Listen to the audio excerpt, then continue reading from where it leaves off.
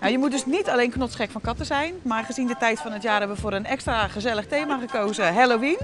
Ook met onze Russische exposanten. Doen we graag. We doen het gewoon leuk.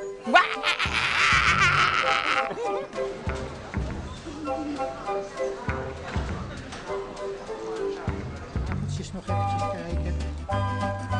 Zo. Ik moet er eventjes op de gemak stellen.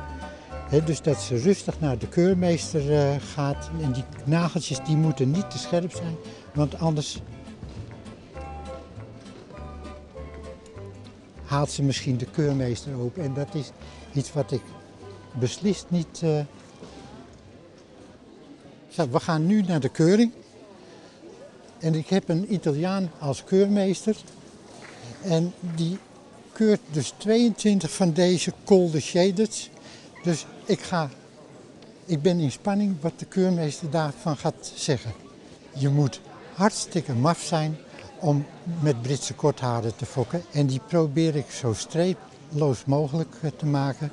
Ik probeer de kat zo gedrongen mogelijk te krijgen en zo laag mogelijk op de poten.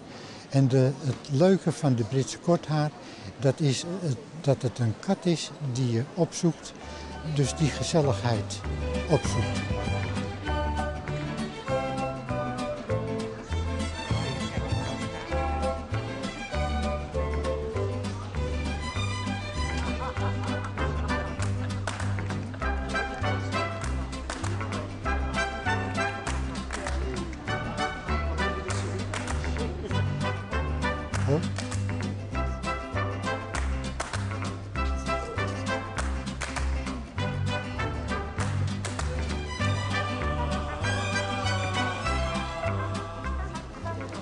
Valspelen is hier niet bij, want daar trapt de keurmeester niet in, omdat de keurmeester ziet wanneer ik te fout gepoederd heb of met verfstoffen of iets dergelijks. Daar is de keurmeester zelf, omdat het een ervaren fokker meestal is, zal daar niet op intrappen. She has, for my opinion, beautiful expression. Large eyes, excellent profile, beautiful, rounded, top of the head and excellent strong chin.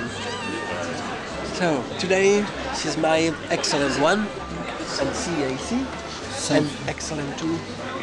She will stay to be compared with the other females. Oké. Thanks.